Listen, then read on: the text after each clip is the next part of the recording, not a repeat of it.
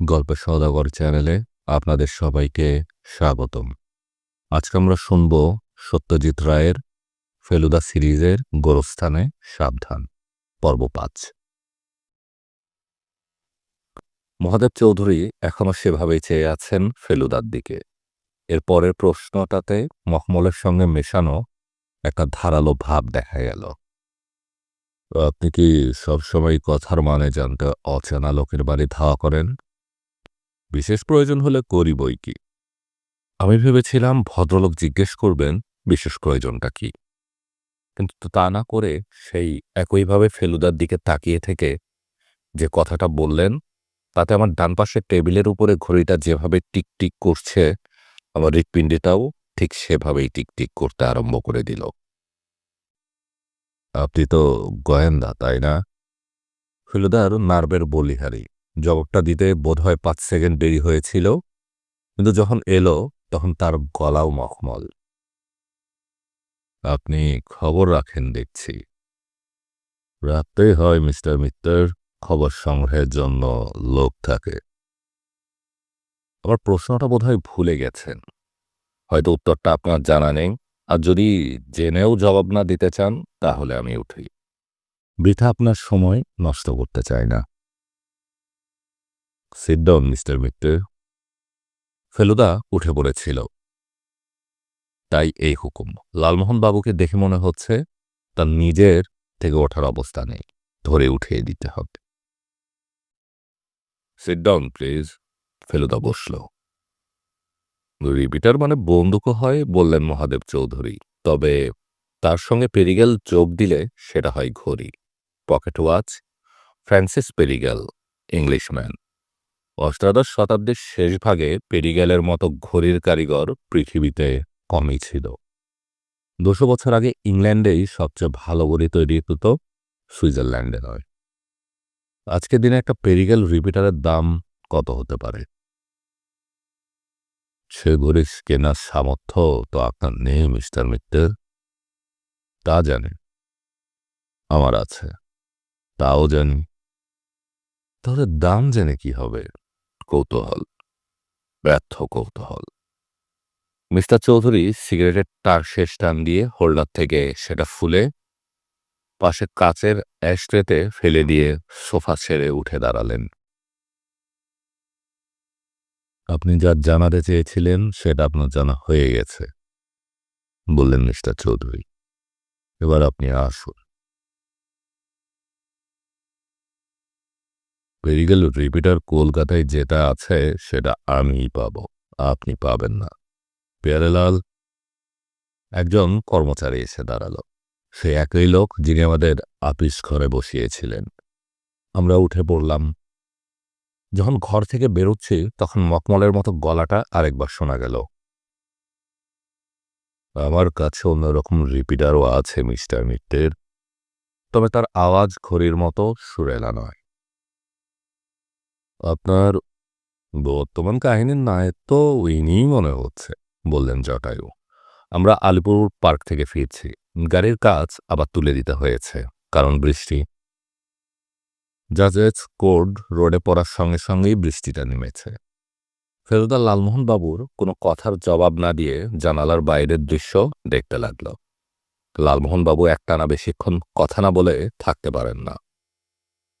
বললেন, জানি নায়ক না বলে ভিলেন বলা উচিত, কিন্তু আপনি যে ক্রাইমের ব্যাপারে সকলকেই সন্দেহ করা উচিত, যে কেউই ভিলেন হতে পারে, তাই আর বললুম না।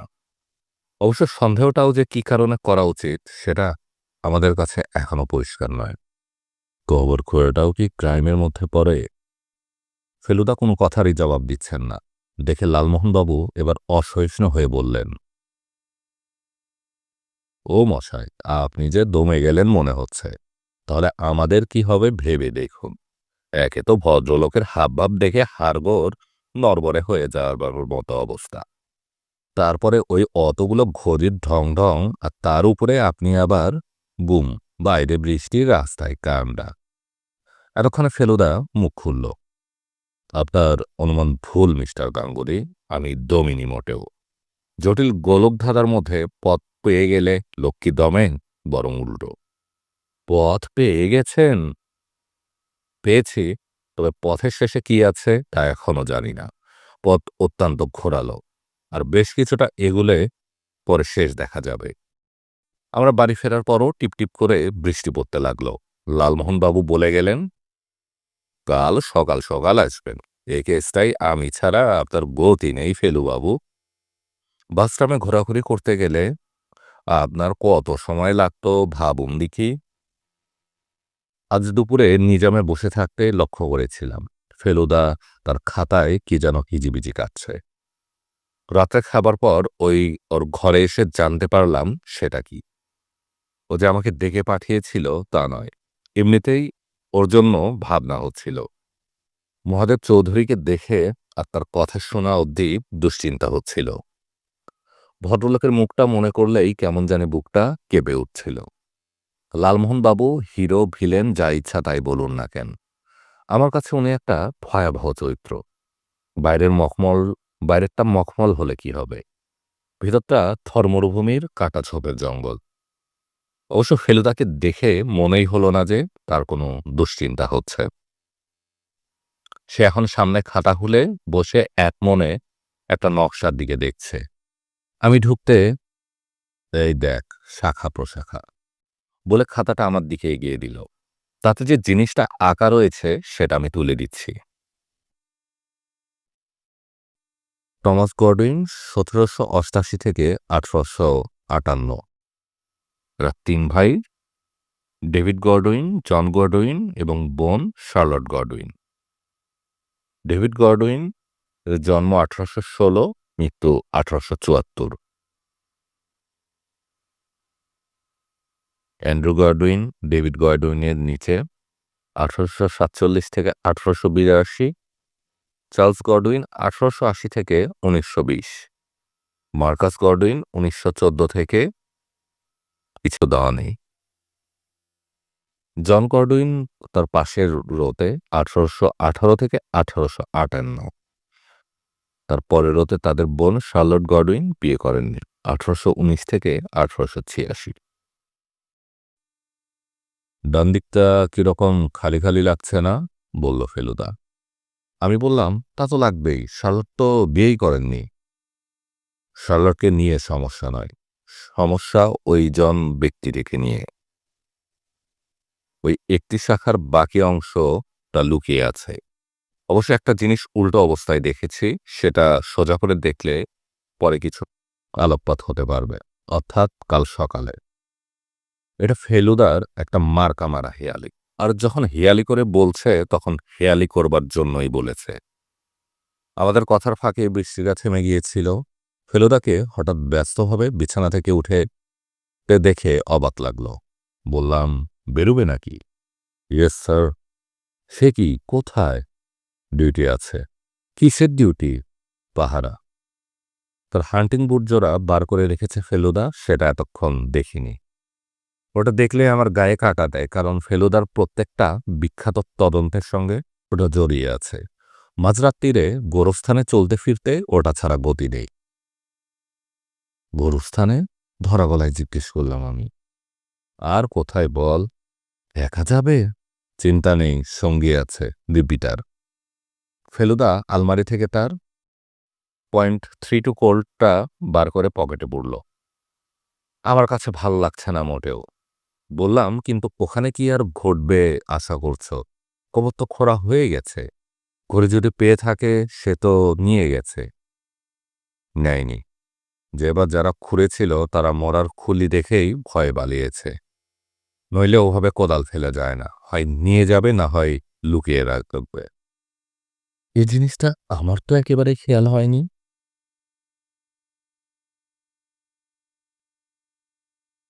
ফেলুদা ফিরেছে কখন জানি না। আমি যখন উঠে নিচে নেমেছি তখন ওর ঘরের দরজা বন্ধ। তখন বেজেছে ৭:15। বুঝলাম দুরাত না ঘুমিয়ে সকালে একটু ঘুমিয়ে নিচ্ছে। ৯টার সময় ও দরজা খুলল, ফিটফাট দাড়ি কামানো চেহারা। চোখে মুখে কোনো ক্লান্তির ছাপ নেই। বুড়ো আঙ্গুলে নেড়ে বুঝিয়ে দিল রাত্রে কিছু ঘটেনি। ৯:৩০ জটায়ু এলেন। "উম, দেখুন তো কিরকম জিনিস।" জটায়ু তার কথা মাত্র তার ঠাকুর দাদার ঘড়িটা নিয়ে এসেছেন। রূপোর ট্যাগ ঘড়ি, তার সঙ্গে ঝুলছে রূপোর চেন। বাহ, দিব্যি জিনিস। ঘড়িটা হাতে নিয়ে বলল ফেলুদা। কুকলেভির বেশ নাম ছিল এককালে, কিন্তু সে জিনিস তো হলো না, আক্ষেপের সুরে বললেন লালমোহনবাবু। এ তো কলকাতায় তৈরি ঘড়ি। কিন্তু আপনি সত্যি এটা আমাকে দিচ্ছেন? With my blessings and best compliments. আপনার চেয়ে 3.5 বছরের বড় আমি, সুতরাং আমার কাছে থেকে আশীর্বাদ নিতে আপনার আপত্তি নেই নিশ্চয়। ফেলুদা ঘড়িটাকে রুমালে মুড়ে পকেটে রেখে টেলিফোনের দিকে এগুলো, কিন্তু ডায়াল করার আগেই রাস্তার দিকে দরজার কড়াটার নাড়া পড়ল। খুলে দেখি গিরিনবাবু। ইনিকাল হিন্ট দিলেও সত্যি করে যে আসবেন আর এত তাড়াতাড়ি আসবেন সেটা ভাবিনি। কাজে বেরিয়েছেন সেটা বোঝা যাচ্ছে পোশাক দেখে। কোট প্যান্ট, হাতে একটা ব্রিফকেস। টেলিফোনে 10 মিনিট ডায়াল করেও লাইন পেলাম না। কিছু মনে করবেন না, ভদ্রলোক হাবভাব চনমনে নার্ভাস। মনে করার কিছু নেই, টেলিফোন তো না থাকারই সামিল। কি ব্যাপার বলুন। ভদ্রলোক সোফায় না বসে একটা চেয়ারে বসলেন। আমি আর জটায়ু তক্তা বসে ফেলুদা সোফায়। কার কাছে যাওয়া উচিত ঠিক বুঝতে পারছিলাম না। রুমাল দিয়ে কপালের ঘাম মুছে বললেন গিরিন বিশ্বাস। পুলিশের উপর খুব ভরসা নেই, ফ্র্যাঙ্কলি বলছি। ঘটনাচক্রে আপনি যখন এসেই পড়লেন। সমস্যাটা কি? গিনবাবু গলা খাঁকড়ে নিলেন, তারপর বললেন, দাদার মাথায় গাছ পড়েনি। আমরা তিনজনই চুপ। ভদ্রলোক কথাটা বলে চুপ। তাহলে? প্রশ্ন ফেলুদার। মাথায় বাড়ি মেরে হত্যা করার চেষ্টা করা হয়েছিল তাকে।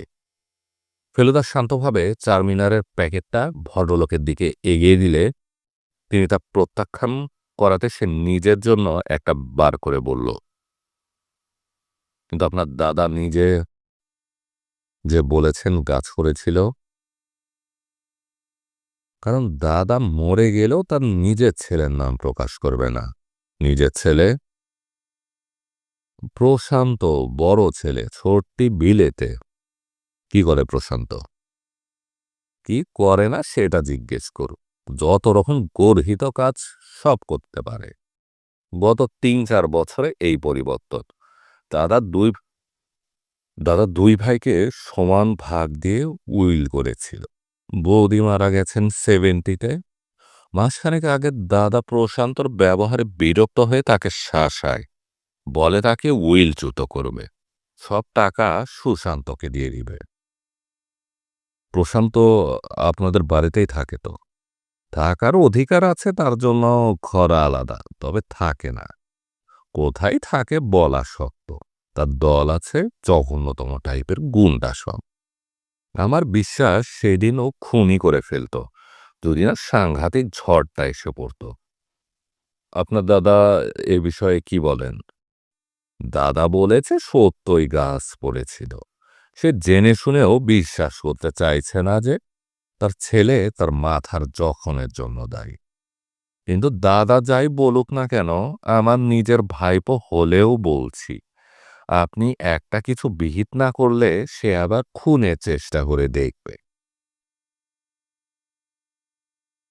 নরেনবাবু যদি নতুন উইল করেন তাহলে তো তার ছেলের তাকে খুন করে কোনো আর্থিক লাভ হবে না। আর্থিক লাভটাই কি বড় কথা মিস্টার মিত্তির? সে তো ক্ষেপে গিয়ে খুনও করতে পারে। প্রতিশোধের জন্য কি মানুষ খুন করে না? আর দাদা উইল চেঞ্জ করবে না, তার মাথা ঠিক নেই। পুত্র স্নেহ যে কত দূর যেতে পারে তা আপনি জানেন না মিস্টার মিত্তির। এ কদিন আমি বাড়িতেই ছিলাম, কিন্তু আজ আমাকে একটু কলকাতার বাইরে যেতে হচ্ছে 2-3 দিনের জন্য ব্যবসার কাজে। তাই আপনার কাছে এলাম। আপনি যদি ব্যাপারটা। মিস্টার বিশ্বাস। ফেলুদা প্রায় 1 ইঞ্চি লম্বা ছাইটা অ্যাশট্রেতে ফেলে দিয়ে বলল, আমি অত্যন্ত দুঃখের সঙ্গে জানাচ্ছি যে আমি আরেকটা তদন্তে জড়িয়ে পড়েছি। আপনার দাদার প্রোটেকশনের একটা ব্যবস্থা করা উচিত নিশ্চয়ই। কিন্তু এটাও ঠিক যে তিনি নিজেই যদি জোর গলায় বলেন যে তার মাথায় গাছ পড়েছিল, তো তাকে হত্যা করার চেষ্টা করেনি, তাহলে পুলিশের বাবাও কিছু করতে পারবে না। গ্রিনবাবু অনেকদিন পরে রোদ ওঠার সকালের মেজাজটা বিগড়ে দিয়ে বিদায় নিলেন। বিচিত্র ব্যাপার বলে ফেলুদা সোফা থেকে উঠে গিয়ে টেলিফোন নম্বর ডায়াল করলেন। হ্যালো সুরজ, আমি ফেলু বলছি রে। সুরিদ সেনগুপ্ত ফেলুদার সঙ্গে কলেজে পড়তো, এটা আমি জানি। শোন, তোর বাড়িতে একটা প্রেসিডেন্টি কলেজ ম্যাগাজিনের শতবার্ষিকীর সংখ্যা দেখেছিলাম, তোর দাদার কপি। যদ্দূর মনে হয় ৫৫তে বেরিয়েছিল। সেটা আছে এখনো? বেশ, ওটা তুই বেরোবার সময় তোর চাকরের হাতে রেখে যাস। আমি ১০টা ১০:৩০ নাগাদ গিয়ে নিয়ে আসব। আমরা চা খেয়ে বেরিয়ে পড়লাম। ৩ জায়গায় যাবার আছে ফেলুদার: নরেনবাবুর, বোর্ন অ্যান্ড শেপার্ড আর পার্ক স্ট্রিট গোরস্থান। নরেনবাবু শুনে একটু অবাক হলাম। ফেলুদাকে বলতে বলল, গিরিনবাবু মুখে যাই বলি না কেন, ওর কথা একেবারে উড়িয়ে দিতে পারছি না। কাজেই আপনি একবার যান। তৃতীয়, তোদের জায়গাটায় তোদের না গেলেও চলবে, তবে রাত্রের পাহাড়টার আজ ভাবছি তোদের নিয়ে যাব। গোরস্থানের মাঝরাত্রিদের অ্যাটমসফিয়ারটা অনুভব না করা মানে একটা অসামান্য অভিজ্ঞতা থেকে বঞ্চিত হওয়া। তারপর মাঝপথে একবার লালমোহনবাবু বললেন, মশাই, সান অফ টারজানের মতো সান অফ সন্তোষই করা যায় না। বুঝলাম পুলক ঘোষাকের অফারটা নিয়ে ভদ্রলোক এখনো ভাবা শেষ করেননি। নরেনবাবু যদিও শরীরের দিক থেকে অনেকটা সুস্থ, বললেন ব্যথা ট্যাথা সেরে গেছে, কদিনের মধ্যে ব্যান্ডেজ খুলবেন। তোমার চাহিনিটা ভালো লাগলো না, কেমন যেন শুকনো বিষণ্ণ ভাব। আপনাকে শুধু দু একটা প্রশ্ন করার আছে, বলল ফেলুদা। বেশি সময় নেব না। ভদ্রলোক ফেলুদার দিকে একটা সদিগ্ধ দৃষ্টি দিয়ে বলল, কিছু মনে করবেন না, আপনি কি কোনো তদন্ত চালাচ্ছেন? আপনি গোয়েন্দা জেনেই এ প্রশ্নটা করেছি। আপনি ঠিকই আন্দাজ করেছেন, বলল ফেলুদা। সে ব্যাপারে প্রচুর সাহায্য হবে যদি আপনি সত্য গোপন না করেন। ভদ্রলোক চোখ বন্ধ করলেন। অনেক সময় যন্ত্রণা বোধ করলে সেটাকে সহ্য করার চেষ্টায় মানুষ যেভাবে চোখ বন্ধ করে, এও সেই রকম। মনে হলো উনি আন্দাজ করছেন যে ফেলুদার জেরাটা ওর পক্ষে কষ্টকর হবে। ফেলুদা বলল, আপনি হাসপাতালে জ্ঞান হবার পর মুহূর্তে উইল সম্পর্কে কিছু বলতে চাইছিলেন। নরেনবাবু সেইভাবে চোখ বন্ধ করে রইলেন। উইলের উল্লেখ কেন, সে সম্বন্ধে একটু আলোকপাত করবেন কি? এবার নরেন বিশ্বাস চোখ খুললেন। তার ঠোঁট নড়ল, কাঁপল, কথা বেরুল, আমি আপনার কথার জবাব দিতে বাধ্য নই নিশ্চয়? নিশ্চয় না। তাহলে দেব না। ফেলুদা কয়েক মুহূর্ত চুপ, আমরা সবাই চুপ। নরেনবাবু দৃষ্টি ঘুরিয়ে নিয়েছেন। বেশ, আমি অন্য প্রশ্ন করছি, বলল ফেলুদা। জবাব দেওয়ার না দেওয়ার অধিকার কিন্তু আমার ১০০ বার। বলল, ভিক্টোরিয়াকে? ভিক্টোরিয়া? এখানে বলে রাখি, আমি একটা অন্যায় কাজ করে ফেলেছি। আপনার ব্যাগের ভিতরের কাগজপত্র আমি দেখেছি। তার একটা স্লিপে, ও হো হো হো, ভদ্রলোক আমাদের বেশ চমকে দিয়ে হাসতে ফেটে বললেন, ও তো মা ঠান্ডা আমলের ব্যাপার, আমিও প্রায় ভুলে গিয়েছিলাম। আমি তখনও চাকরিতে। এক অ্যাংলো ইন্ডিয়ান কাজ করতো আমাদের অফিসে, নর্টন, জিমি নর্ট। বললে তার ঠাকুরমার লেখা গুচ্ছের চিঠি রয়েছে তাদের বাড়িতে। সে চিঠি আমি চোখেই দেখিনি। এ ঠাকুরমা নাকি মিউটনির সময় বহরমপুরে ছিলেন, তখন ৫-৭ বছর বয়স। চিঠিগুলো পরে লেখা, কিন্তু তাতে তার ছেলেবেলার অভিজ্ঞতার কথা আছে। আজকাল তো এসব নিয়ে বইটাই খুব বেরুচ্ছে, তাই নর্টনকে বলেছিলাম কিছু বিলেতি পাবলিশারের নাম দিয়ে দিব। সে নিজে এসব ব্যাপারে একেবারে আনাড়ি। দাঁড়ান, কাগজটা বার করি। নরেনবাবু বা হাত বাড়িয়ে টেবিলের উপরের দারাজটা খুলে ব্যাগ থেকে তার স্লিপটা বার করলেন। এই যে বোন অ্যান্ড শেপার্ড। ওকে বলতে চেয়েছিলুম খোঁজ করে দেখতে পারে এখানে ওর ঠাকুরমার কোনো ছবি পাওয়া যায় কিনা। আর এই যে সব পাবলিশারের নামের অধ্যাক্ষর, এ কাগজ আর ওকে দেওয়া হয়নি, কারণ নর্টনের জন্ডিস হয়, 1.5 মাসের ট্রিটমেন্টে ছিল, তারপর চাকরি ছেড়ে দেয়। ফেলুদা উঠে পড়ল। ঠিক আছে মিস্টার বিশ্বাস, শুধু একটা ব্যাপারে আক্ষেপ প্রকাশ না করে পারছি না। কি ব্যাপার? আপনি ভবিষ্যতে কোনো লাইব্রেরির কোনো বই বা পত্রিকা থেকে কিছু ছিঁড়ে বা কেটে নেবেন না, এটা আমার অনুরোধ। আসি। ঘর থেকে বেরোবার সময় ভদ্রলোক আর আমাদের মুখের দিকে চাইতে পারলেন না। বেণীনন্দন স্ট্রিটের সুরিদ সেনগুপ্তের চাকর একটা ডাউস বই এনে ফেলুদাকে দিল। প্রেসিডেন্টি কলেজ ম্যাগাজিনের শতবার্ষিকীর সংখ্যা। সেটা ফেলুদা সারা রাস্তা কেন যে এত মন দিয়ে দেখল, আর দেখতে দেখতে কেন যে বারতিনে বোঝো ব্যাপারখানা বলল, সেটা বুঝতে পারলাম না। বোনান শেপার্ডে ঢুকে ফেলুদা 10 মিনিটের মধ্যে একটা বড় লাল খাম নিয়ে বেরিয়ে এলো। দেখে বোঝা যায় তার মধ্যে বড় সাইজটা ফটো রয়েছে। কিসের ছবি আনলেন মশাই? জিজ্ঞেস করলেন লালমোহনবাবু। মিউটিনি, বলল ফেলুদা। আমি আর লালমোহনবাবু মুখ চাওয়াচাওয়ি করলাম। ফেলুদার কথার মানে ছবিগুলো নট ফর দ্য পাবলিক। গোরস্থানে আর আপনাদের ভেতরে টানব না, আমি শুধু দেখে আসি সব ঠিক আছে কিনা। আমি গাড়িটা ঘুরিয়ে গোরস্থানের ঠিক সামনে পার্ক করলাম।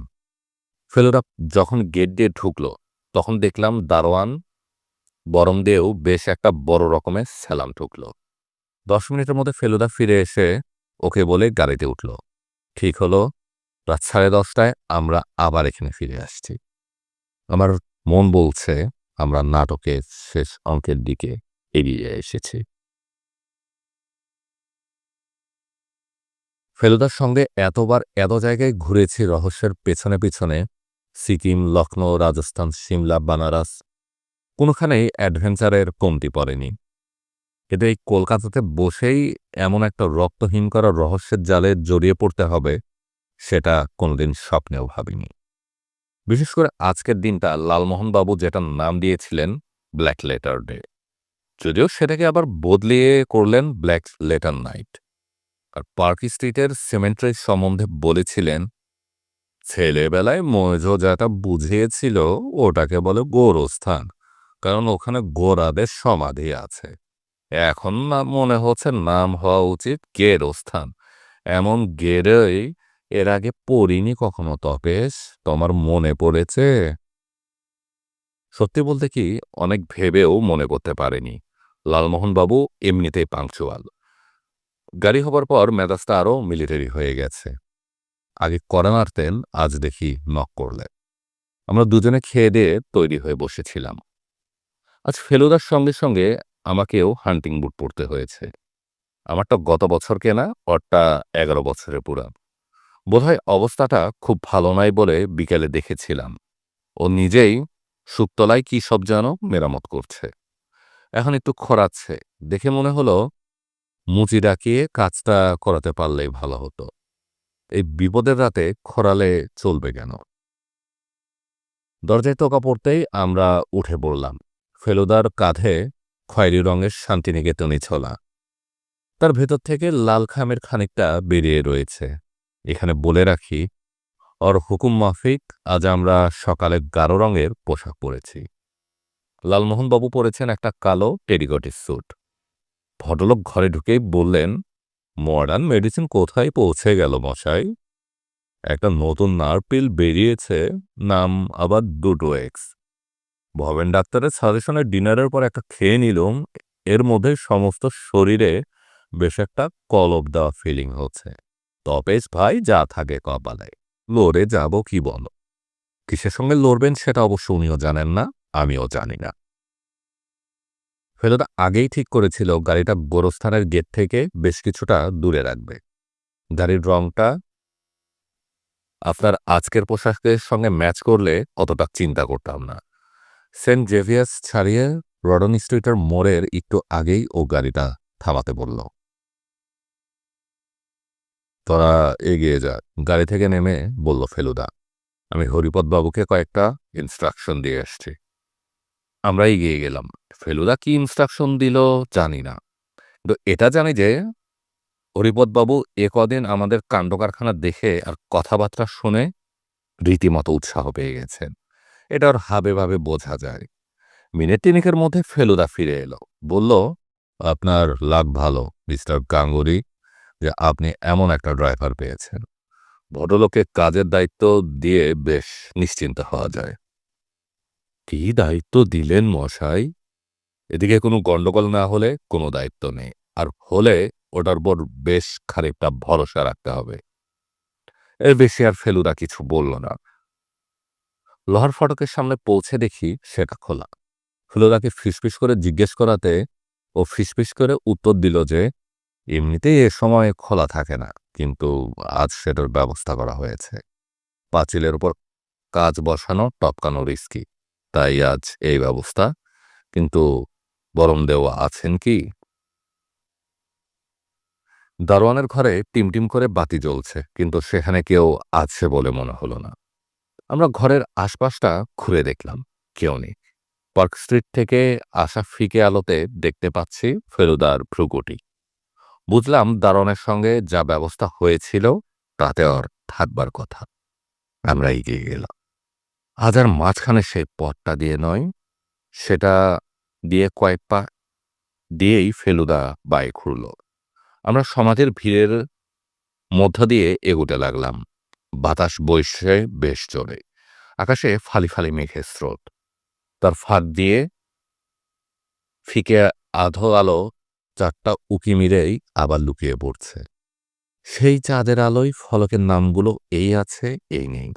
এই আলোতেই বুঝলাম আমরা স্যামুয়েল কাথবার্ট থর্নহিলের সমাধিতে আশ্রয় নিলাম। একটা সরু হয়ে উঠে যাওয়া ওবেলিস্ক নয়, এর নিচে বেদি, বেদির ওপর চারদিক ঘিরে থাম আর মাথায় গম্বুজ। তিনজন লোকে দিব্যি ঘাপটি মেরে বসে থাকতে পারে।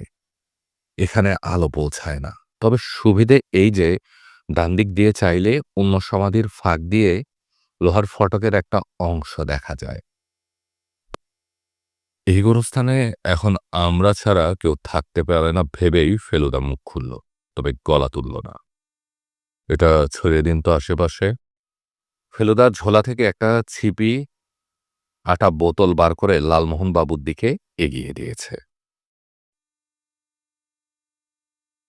ছড়িয়ে কার্বলিক অ্যাসিড, সাপ আসবে না। চারদিকে 4 হাত দূর অব্দি ছিটিয়ে দিলেই হবে। লালমোহনবাবু আজ্ঞা পালন করে 1 মিনিটের মধ্যেই ফিরে এসে বললেন, যাক, নিশ্চিত হওয়া গেল। সাপের ভয়টা মশাই নার পিলেও যায় না। ভূতের ভয় গেছে টোটালি। ব্যাং ডাকছে, ঝিঝি ডাকছে। একটা ঝিঝি বোধ হয় আমাদের পাশের কবরেই আস্তানা গেড়েছে। চলন্ত মেঘের এক একটা খণ্ড বোধ হয় একটু বেশি ঘন বলেই অন্ধকারটা হঠাৎ গাঢ় হয়ে উঠেছে। তার ফলে সমাধিগুলো তালগোল পাকিয়ে চোখের সামনে একটা জমাট বাঁধা অন্ধকার ছাড়া আর কিছুই দেখা যাচ্ছে না। আবার যেই চাঁদ বেরোচ্ছে অমনি সমাধিগুলোর এক পাশে আলো পড়ে সেগুলো পরস্পর থেকে হালকা হয়ে যাচ্ছে। ফেলুদা পকেট থেকে চকলেট বের করে আমাদের দিয়ে নিজে দুটো মুখে পুরল। গাড়ির শব্দ ক্রমেই কমে আসছে। 1, 2, 3 করে সেকেন্ড গুনে হিসাব করে দেখলাম। একটানা প্রায় 8 মিনিট ধরে ব্যাং ঝিঝি আর দমকা হাওয়ার পাতার সরসর ছাড়া আর কোনো শব্দ শোনা যাচ্ছে না। মিড নাইট, চাপা স্বরে লালমোহনবাবু বললেন। মিডনাইট কেন বললেন? আমি 2 মিনিট আগে হাত বাড়িয়ে আমার রিস্ট ওয়াচে চাঁদের আলো ফেলিয়ে দেখেছি, বেজেছে 11:25। জিজ্ঞেস বললেন, না, এমনি বলেছি, মিডনাইটের একটা বিশেষ আছে তো। আপনারা শুনছিলেন সত্যজিৎ রায়ের গোরস্থানের সাবধান, পর্ব 5। পরবর্তী পর্ব শুনতে আমাদের গল্পের সওদাগর চ্যানেলে চোখ রাখুন।